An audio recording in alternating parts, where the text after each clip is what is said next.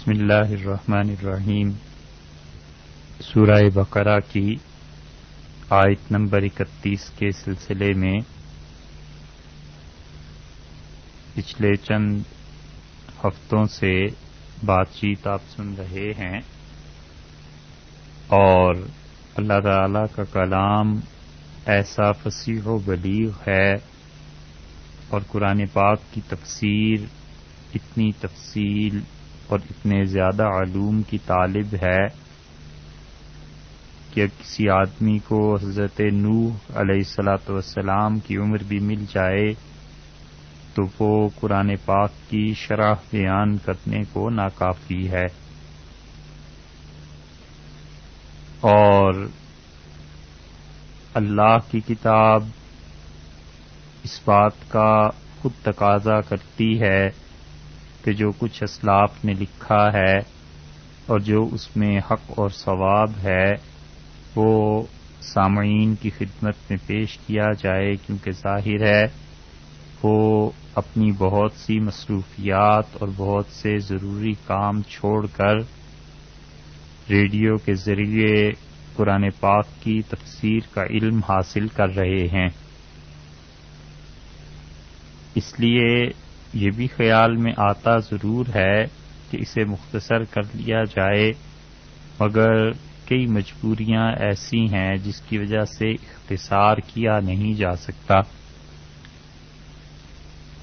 سو صبر کے ساتھ سنتے رہیے اور یہ دیکھتے رہیے کہ اللہ تعالی نے ہر آیت میں نئی سے نئی بات ارشاد فرمائی ہے، اور جن لوگوں نے قرآن پاک کی شرح کی ہے، تفسیر کی ہے، اللہ نے بھی انہیں کتنے غیر معمولی علوم سے نوازا ہے۔ تو ارشاد گرامی یہ ہوا کہ وَعَلَّمَ آدَمَ الْأَسْمَاءَ كُلَّهَا، اللہ تعالی نے حضرت آدم علیہ السلام کو نام سکھلا دیے کل کے کل۔ سب سے پہلا مسئلہ یہاں پر جو پہلے بھی کچھ بیان کیا گیا وہ انسان کی تعلیم کا نکلتا ہے کہ حضرت آدم علیہ السلام کو اللہ تعالی نے تعلیم دی، اور تاریخ کی ابتدا کا انسانوں کے متعلق جو تصور ہے قرآن اس تصور کو رد کرتا ہے۔ آپ سوچئے، آپ نے انسانوں کی تاریخ کہ دنیا کیسے بنی اور کب بنی، اس میں یہ پڑھا ہوگا کہ ایک زوردار دھماکہ اس کائنات میں ہوا اور اس کے نتیجے میں دنیا وجود پذیر ہوئی۔ یہ بحث اور اس کی تفصیلات کسی اور آیت کریمہ کے تحت آ سکتی ہیں۔ سر دست جو اس کے بعد کا مرحلہ ہے وہ یہ ہے کہ جتنے مورخین اور خاص طور پر یورپ کی جو تاریخ ہے اور اس تحقیق کے نتیجے میں وہ جو کہتے ہیں کہ انسانوں کا آغاز اس زمین پر کیسے ہوا، تو ان میں سے ایک نظریہ یہ ہے کہ پہلے سب لوگ جانور تھے اور پھر آہستہ آہستہ بندر، اور پھر بندر سے ہوتے ہوتے وہ انسان بنے۔ یہ ڈارون کی ایک تھیوری ہے، اس پہ بھی انشاءاللہ بات کریں گے۔ اور ایک نظریہ یہ بھی ہے کہ اب تک جتنے تاریخی شواہد ملے ہیں ان کے نتیجے میں یہ پتہ چلتا ہے کہ انسان ابتدا میں اس دنیا میں بالکل ننگ دھڑنگ رہتا تھا اور غاروں میں رہتا تھا اور پتوں پر گزارا کرتا تھا۔ یہ نظریہ اتنا عام ہے کہ ہر جگہ آپ کو یہی ملے گا۔ پھر پتوں کے ذریعے انسان اپنے جسم کو ڈھانپتا تھا اور ایک عرصہ دراز تک انسان کا یہی حال رہا۔ پھر اس نے پتھروں کو آپس میں جب رگڑا تو اتفاق سے اسے آگ جلانا آ گیا، پھر پتھر کے اوزار دکھائے جاتے ہیں کہ ان کے ذریعے انسان شکار کرتا تھا، اور پھر جانوروں کا شکار شروع ہوا، اور پھر ہوتے ہوتے سٹون ایج کا ایک مستقل زمانہ مؤرخین نے لکھا ہے، اور اصحاب تاریخ نے اس پہ بحث کی ہے کہ سٹون ایج کے بعد انسان نے کیا کیا۔ پھر وہ کہتے ہیں کہ لوہے کا استعمال انسان نے سیکھا، اور اس سے انسان آئرن ایج میں داخل ہوا۔ یہ لوہے کا زمانہ آ گیا۔ پھر لوہے کے زمانے کے بعد انہوں نے یہ لکھا ہے بڑی تفصیل سے کہ انسان نے کھیتی باڑی کا آغاز کیا اور ہل بنائے گئے، اور نتیجہ اس کا یہ نکلا کہ انسان کھیتی باڑی اور اسی قسم کی دوسری اشیاء سے روشناس ہوا، اور انوائرمنٹل سٹڈیز جتنی کی گئی ہیں ان کے بانی مبانی یہی لکھتے ہیں کہ دنیا میں اس طرح انسان کی ترقی ہوئی۔ پھر ہوتے ہوتے انسان اس کے بعد آگے بڑھا، اور آئرن ایج کے بعد پھر انسان کو اور چیزیں میسر آئیں، اور پھر آہستہ آہستہ انسان تہذیب یافتہ ہوا، اور جتنی ریکارڈڈ ہسٹری ہے اس ساری ہسٹری کو اگر آثار اور شواہد اور جو آثار قدیمہ دنیا میں کہیں بھی ملے ہیں ان کو کاربن کے ذریعے جب چیک کیا گیا تو انہوں نے یہی بتایا ہے کہ انسان کا آغاز ایسے ہوا، اور اللہ کی یہ کتاب قرآن پاک اس چیز کو رد کرتی ہے، اس کے حق میں نہیں ہے بلکہ اس کے مخالف۔ جتنی بھی ہسٹری پہ پیچھے چلے جائیں گے، جو چیزیں پرانی تاریخ کو بتلاتی ہیں ان میں بائبل کو قطع نظر نہیں کیا جا سکتا۔ تورات میں جو تفصیلات ہیں بائبل میں ہیں، مختلف صحائف میں ہیں، ان سے کچھ نہ کچھ علم حاصل ہوتا ہے، اگرچہ وہ یقینی اور قطعی علم نہیں ہے، کیونکہ بائبل نے یہ بتا دیا کہ دنیا کا سب سے پہلا انسان سیدنا آدم علیہ الصلوۃ والسلام، وہ تقریباً 4000 سال حضرت عیسیٰ علیہ الصلوۃ والسلام سے قبل تھے۔ گویا آج سے کوئی 6000 برس پہلے دنیا میں سیدنا آدم علیہ الصلوۃ والسلام آئے تھے، اور یقیناً یہ بات غلط ہے۔ بائبل میں جو تحریفات ہوئی ہیں اور تورات اور انجیل اپنی اصل عبارتوں کے ساتھ قائم نہیں رہیں، ان کی تحریفات میں سے ایک چیز یہ بھی ہے کہ انہوں نے دنیا کے متعلق یہ بتایا ہے کہ وہ 6000 برس سے بنی ہے، اور کتاب مقدس میں عہد نامہ قدیم جو ہے، برٹش اینڈ فارن بائبل کو آپ دیکھیے، اور وہ بہت جگہ چھپ گئی ہے۔ قدیم جو اس کا عہد نامہ ہے کہ پیدائش کی کتاب جو ہے، اس میں انہوں نے انبیاء علیہ السلام کی زندگیوں کی اور عمر کی تصریح کی ہے کہ ان کی عمر کتنی ہوئی۔ اس اعتبار سے انسان آسانی سے اس نتیجے پر پہنچتا ہے کہ حضرت آدم علیہ السلام کا زمانہ کون سا تھا، مگر جتنا کچھ انہوں نے لکھا ہے تحقیق کر کے، چاہے وہ کتاب مقدس میں کتنی جگہ کیوں نہ آ گیا ہو، سائنس نے خود اسے رد کر دیا۔ جو آثار قدیمہ ملے ہیں وہ لاکھوں سال پرانے بھی ملے ہیں۔ اس کا مطلب یہ ہے کہ تورات میں جو کچھ آیا تھا وہ غلط ہے، اور یہ غلط بات یقیناً اللہ کا کلام نہیں ہو سکتی۔ قرآن نے اس پہ سرے سے کوئی بحث ہی نہیں کی کہ آج سے کتنے لاکھوں یا کروڑوں سال بیشتر کا واقعہ ہے۔ قرآن نے تو صرف یہ بتلایا ہے کہ حضرت آدم علیہ الصلوۃ والسلام سے اس دنیا میں انسانی زندگی کا آغاز ہوا۔ اب مسئلہ یہ پیش آ گیا کہ انسانی زندگی کا جو آغاز ہوا ہے تو وہ انسانی زندگی کا آغاز کس طرح ہوا ہے۔ یہ سب کہتے ہیں کہ پہلے اتنے ادوار گزرے ہیں، اتنے ایجز گزری ہیں، مثلاً آئرن ایج ایک گزری ہے، اسی طرح وہ سٹون ایج کا زمانہ ہے، پھر آہستہ آہستہ انسان نے ترقی کی ہے۔ قرآن اس کے برعکس بالکل اس کی نفی کر کے یہ بتاتا ہے کہ انسانیت کی ابتدا علم سے ہوئی تھی، انسانیت کی ابتدا خدا کی توحید سے ہوئی تھی، انسانیت کی ابتدا نبوت سے ہوئی تھی۔ یہ نہیں ہے کہ انسان جاہل تھا اور ننگا پھرا کرتا تھا۔ اور بعد میں اس نے ان چیزوں کا استعمال شروع کیا ہے اور پھر سیکھا ہے، بلکہ انسانیت کا آغاز اور ابتدا وہ تعلیم سے ہوئی ہے۔ یہ ہے وہ اس نظریے کا رد جو یورپ دیتا ہے، اور اللہ نے اس لفظ کے ذریعے کیا ہے کہ اللہ نے فرمایا علم آدم الاسماء، اللہ تعالی نے حضرت آدم علیہ الصلوۃ والسلام کو تعلیم دی۔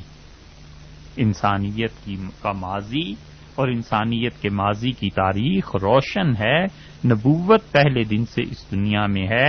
حضرت آدم علیہ الصلوۃ والسلام علم کے ساتھ آئے تھے جب اللہ نے انہیں علم دیا تھا، اور جب اللہ تعالی نے انہیں نبوت دی تھی، یقیناً خدا نے اپنی توحید کے ساتھ انہیں دنیا میں بھیجا تھا، اور دنیا کی مختلف اشیاء کا انہیں علم دے کر بھیجا گیا تھا۔ سائنس کے متعلق ہم البتہ یہ کہہ سکتے ہیں کہ ان کے پاس آثار اور شواہد جو موجود ہیں وہ کہیں بعد کے دور کے ہیں۔ زیادہ سے زیادہ پھر اس کی اور توجیہ کر لیں تو یہ کہا جا سکتا ہے کہ انسانیت کا آغاز قرآن پاک کے مطابق علم، نبوت، توحید سے ہوا تھا۔ اس وقت ساری چیزیں موجود تھیں، انسان بستے تھے، ان کے پاس تعلیم تھی، اور اس کی کچھ بات آگے چل کے بھی عرض کرتے ہیں۔ اور پھر آہستہ آہستہ اس کائنات میں ایسی تبدیلیاں آئی ہوں گی کہ اس کے بعد انسان جاہل ہو گیا، اور پھر اس سٹیج پر پہنچ گیا جس سٹیج کے آثار اب سائنس بتاتی ہے، اور جس سٹیج کے آثار اب سائنس کہتی ہے کہ انسان کے پاس کچھ نہیں تھا، انہیں درمیان کی چیزیں ملی ہیں، ابتدا کی چیزیں نہیں ملی۔ جتنے بھی پتھر کے اوزار اور لوہے کے اوزار دنیا نے دیکھے ہیں، یہ درمیان کا کوئی پیریڈ ہے۔ وہ جو بھی کہیں اور سائنس کے ذریعے ثابت کریں، جتنا بھی پیریڈ بتائیں ان کی بات ہے، اور وہ ہو سکتا ہے، لیکن ہم یہ نہیں کہہ سکتے کہ انسانیت کے آغاز تک یہ پہنچ گئے ہیں، بلکہ انسانیت کا آغاز کسی کو علم نہیں ہے کہ اس وقت کیا کیا چیزیں تھیں، سوائے اس علم کے جو قرآن پاک نے دیا ہے کہ یہ قطعی، حتمی اور یقینی بات۔ اسی لیے شیخ الاسلام ابن تیمیہ رحمۃ اللہ علیہ نے لکھا ہے کہ نبی کریم صلی اللہ علیہ وسلم کی قبر مبارک کے علاوہ دنیا میں کسی نبی کی قبر محفوظ نہیں۔ حتمی، قطعی اور یقینی طور پر نہیں کہا جا سکتا کہ کسی بھی نبی علیہ الصلوۃ والسلام کی قبر دنیا میں یقینی ہو۔ وجہ اس کی یہ کہ تاریخ نے ان چیزوں کو محفوظ نہیں رکھا۔ مثلاً حضرت آدم علیہ الصلوۃ والسلام کے دور کے متعلق یہ جو ہمارا دعویٰ ہے کہ دنیا میں انسانی زندگی کا آغاز وہاں سے ہوا، اور وہاں تعلیم تھی، نبوت تھی، توحید تھی اللہ کی، اور دنیا میں ساری چیزیں تھیں، جتنا بھی علاقہ حضرت آدم علیہ الصلوۃ والسلام کے پاس ہو یا انہوں نے گھوما ہو، عراق کا علاقہ تھا، فرات اور دجلہ کے درمیان کا، اہل تاریخ کہتے ہیں کوئی بھی علاقہ ہو، اور کتنے ہی آدمی ہوں، 2 ہوں، 4 ہوں، 10,000 ہوں، 20,000 ہوں، لیکن وہ ان صفات سے شناسہ تھے۔ اس کے متعلق سوائے قرآن کے قطعی علم کے اور کوئی علم نہیں ہے۔ اس لیے اگر کوئی یہ کہتا ہے کہ دنیا میں حضرت آدم علیہ الصلوۃ والسلام کی قبر محفوظ ہے تو یہ جھوٹ ہے۔ جو لوگ بھی عراق گئے ہیں اور انہوں نے کوفہ میں سیدنا علی امیر المومنین رضی اللہ عنہ کی قبر مبارک کو دیکھا ہے، اس قبر کے دائیں اور بائیں 2 اور قبریں بھی ہیں، جن کے متعلق وہاں کے مجاوروں کا یہ کہنا ہے کہ ایک قبر حضرت آدم علیہ الصلوۃ والسلام کی ہے اور ایک قبر حضرت نوح علیہ الصلوۃ والسلام کی ہے۔ شام میں چلے جائیں اور وہاں سے ایوب علیہ السلام کی قبر بھی بتاتے ہیں، اور اسی طرح مختلف حضرت یوشع بن نون علیہ کی قبر بھی بتاتے ہیں۔ سب کا سب جھوٹ۔ حضرت آدم علیہ الصلوۃ والسلام کی قبر سوال ہی پیدا نہیں ہوتا دنیا میں کسی علاقے میں ہونے کا، کیونکہ جہاں بھی اس قبر کا دعویٰ کیا جاتا ہے یا جہاں پر بتایا جاتا ہے حضرت نوح علیہ الصلوۃ والسلام کا جب طوفان آیا تھا تو یقیناً یہ سارے علاقے زیر آب آ گئے تھے، پھر کس قبر کا وجود باقی رہا؟ کوئی تاریخ نہیں ہے جو یہ ثابت کر سکے کہ حضرت آدم علیہ الصلوۃ والسلام کی قبر حضرت علی رضی اللہ عنہ کی قبر کے ساتھ ہے، اور حضرت نوح علیہ الصلوۃ والسلام کی قبر بھی کروڑوں برس گزر گئے اور کروڑوں برس میں زمین میں کیا کیا تبدیلیاں آئی ہیں۔ اسی لیے جن لوگوں کو اللہ نے عقل اور شعور سے نوازا ہے، اور جن لوگوں کو اللہ نے علم دیا ہے، جنہیں سوچنے کی صلاحیت دی ہے، وہ ان ڈھکوسلوں، ان مفروضات پر کوئی یقین نہیں رکھتے۔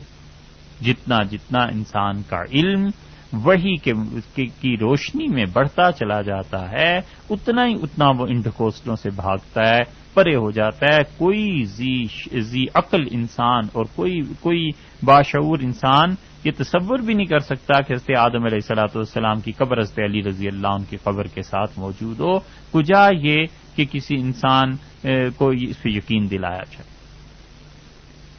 اسی لیے شیخ الاسلام ابن تیمیہ رحمۃ اللہ علیہ نے لکھا ہے کہ حضرت جناب رسول اللہ صلی اللہ علیہ وسلم کے علاوہ دنیا میں کوئی نبی علیہ الصلوۃ والسلام ایسے نہیں ہیں جن کی قبر کے متعلق قطعی اور یقینی طور پر یہ کہا جا سکے کہ یہ وہ فلاں نبی علیہ الصلوۃ والسلام کی قبر۔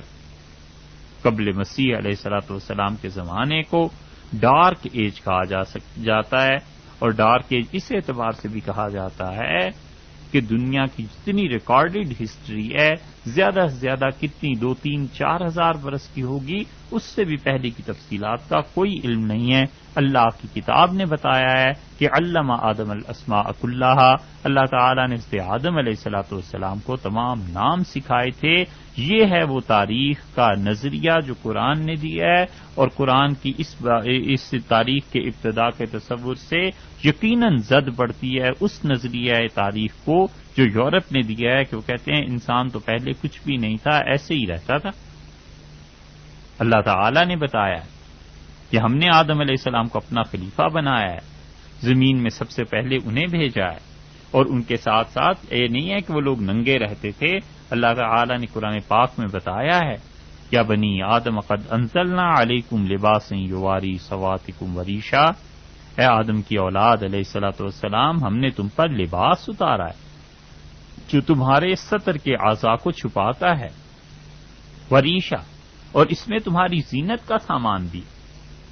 اس سے معلوم ہوتا ہے کہ سب سے پہلے نبوت دنیا میں آئی تھی، تعلیم آئی تھی۔ تو جب علم آ گیا کسی شخص کو، حضرت آدم علیہ الصلوۃ والسلام جیسے جلیل القدر اللہ کے نبی علیہ الصلوۃ والسلام کو، تو پھر باقی کون سی چیز ہوگی جو اس دنیا میں نہیں آئی ہوگی؟ اس لیے ہم بھرپور طریقے پر یہ کہتے ہیں کہ اس زمانے کی تہذیب کا کوئی اثر باقی نہیں رہا، کچھ پتہ نہیں چلتا، یہ زمانہ اتنے قدیم سے چلا آ رہا ہے۔ اور اس میں ذرا سی ایک بات اور بھی آپ اس کا اضافہ کر لیں۔ فرض کر لیجئے کہ اس دنیا میں ایک اٹامک وار ہو جاتی اور ساری دنیا تباہ و برباد ہو جاتی ہے، اور پھر سے انسانی زندگی کا ایک طرح کا ظہور ہوتا ہے، جو چند افراد باقی رہ گئے ہیں وہ اپنی حسب معمول عمر گزار کر چلے جاتے ہیں، اور پھر یہ کرۂ ارض کہیں آباد ہوتا ہے، اور پھر دجال کا آنا ہوتا ہے اور ان چیزوں کا۔ تو رسول اللہ صلی اللہ علیہ وسلم نے جن آلات کا ذکر کیا ہے کہ تیریں ہوں گی، تلوار ہوگی، یہ ہوگا وہ ہوگا، یہ سب کی سب چیزیں آخر کیوں نہیں پوری ہو سکتی؟ حضرت آدم علیہ الصلوۃ والسلام نے اگر اپنے وقت میں فرض کر لیں بتایا ہو کہ اس طرح انسان ہوائی جہاز میں اڑا کریں گے، کوئی وقت آئے گا، تو اس زمانے کا انسان شاید سوچ بھی نہ سکتا ہو۔ اور بالکل ٹھیک اسی طرح انسان بستے بھی ہیں، اور بستی ہوئی بستیاں بالکل اجڑ بھی جاتی ہیں، تو یہ عین ممکن ہے کہ اس کائنات میں کبھی اور ایسی تباہی آ جائے کہ اس کے بعد پھر انسانوں کی نسلیں ابھریں، اور پھر اس کے بعد کوئی چیز ہو۔ اور یہ بھی ممکن ہے کہ کچھ نہ ہو، یہ صرف قیاس ہیں جن کی بنیاد انسانی قیاسات ہیں، نہ کہ کوئی قطعی اور یقینی علم۔ اور یہ قطعی اور یقینی علم کہ حضرت آدم علیہ الصلوۃ والسلام سے دنیا چلی ہے، اور اللہ نے انہیں علم دیا تھا، علم تھا، نبوت تھی، اور یہ سب کی سب چیزیں تھیں، اور پھر اللہ نے اس کے ساتھ ساتھ انہیں لباس بھی دیا تھا۔ قرآن نے خود کہا ہے کہ دیکھو ایسے نہ ہو جائے، لا یفتننکم الشیطان، شیطان تمہیں کہیں ایسے نہ کر دے کہ وہ تمہیں برہنہ کر دے اور تمہارے لباس کو اتروا دے، جیسے کہ حضرت آدم علیہ الصلوۃ والسلام اور ان کے معاملے میں ہوا تھا۔ اسی لیے سیدنا آدم علیہ الصلوۃ والسلام کی خلافت کے ساتھ ساتھ کتنی چیزیں قرآن پاک میں اللہ نے اور بھی بیان کی۔ اللہ تعالی نے بتلایا ہے کہ حضرت آدم علیہ الصلوۃ والسلام کے ساتھ ساتھ دنیا میں یہ علم بھی آیا کہ انسان مرتے کیسے ہیں اور دفن کیسے کیے جاتے. امام نصفی رحمۃ اللہ علیہ نے عقائد میں لکھا ہے کہ جہاں تک حضرت آدم علیہ الصلوۃ والسلام کی نبوت کا سوال ہے تو وہ قرآن سے ثابت ہے، جس سے پتہ چلتا ہے کہ انہوں نے حکم دیا بعض چیزوں کا اور بعض چیزوں سے منع کیا. تو نبوت خود اتنا بڑا علم ہے کہ دنیا کے تمام ظنی علوم اس قطعی علم کے مقابلے میں کوئی حیثیت نہیں رکھتے. تو ہم کہتے ہیں اور پورے یقین کے ساتھ کہتے ہیں کہ انسان اس کائنات میں علم لے کر آیا تھا، نبوت لے کر آیا تھا، اور وہ نبوت بھی ایسی تھی جس میں قطع بھی تھا، ہاں بھی تھی، نہیں بھی تھی، اوامر بھی تھے، نواہی بھی تھے. آدم علیہ السلام کچھ چیزوں کا حکم دیتے تھے، کچھ چیزوں سے منع کرتے تھے. اور حضرت آدم علیہ السلام کے زمانے میں کوئی دوسرا نبی نہیں. اس لیے امت کا اجماع امام نصفی رحمۃ اللہ نے نقل کیا ہے، اور وہ کہتے ہیں کہ ان کی نبوت کا انکار حضرت آدم علیہ السلام کی نبوت کا یہ کفر ہے. سمرقندی رحمۃ اللہ علیہ نے بھی یہ نقل کیا، اور وہ کہتے ہیں آدم علیہ السلام پہلے اللہ کے نبی تھے. اسی لیے رسول اللہ صلی اللہ علیہ وسلم نے بھی یہ بات ارشاد فرمائی ہے حضرت آدم علیہ السلام کے متعلق کہ نبی الرسولہ، وہ نبی بھی تھے اور رسول علیہ السلام بھی تھے. اور ایک روایت میں آتا ہے کہ رسول اللہ صلی اللہ علیہ وسلم نے اللہ تعالی کے ان سے ہم کلام ہونے کی تصریح کی ہے. ابن کثیر رحمۃ اللہ نے اس روایت کو نقل کیا. پھر یہ جو الہام تھا اللہ نے حضرت آدم علیہ السلام پہ کیا ہے نا، اور خدا کے اس الہام کے بعد انہوں نے توبہ بھی کیا ہے، جیسے کہ آگے آ جائے گا. حضرت آدم علیہ السلام کی نبوت کے کچھ تقاضے بھی تھے. پھر ان کے بیٹے حابیل اور قابیل تھے، ان کا کیا ہوا؟ قرآن وہ بھی تو بتاتا ہے کہ اللہ تعالی نے فرمایا ہے کہ انہوں نے کیا کیا، قربانی پیش کی اللہ کے سامنے. اب جو قربانی پیش کی تو یہ انسانوں کا شعور تھا، انہیں پتا تھا کہ اللہ تعالی کے سامنے کچھ قربانی پیش کریں اور خدا اس سے خوش اور راضی ہوتا ہے. اور پھر ایک نے دوسرے کو قتل کر دیا تو آخر کسی چیز سے قتل کیا ہوگا نا. پھر اللہ تعالی نے فرمایا کہ اس قتل کے بعد وہ پریشان ہو گیا کہ اس لاش کو کیا کرے. حدیث میں یہ آیا ہے کہ حضرت آدم علیہ السلام کو 1000 سال کی عمر اللہ نے دی تھی، صحیح احادیث میں آیا.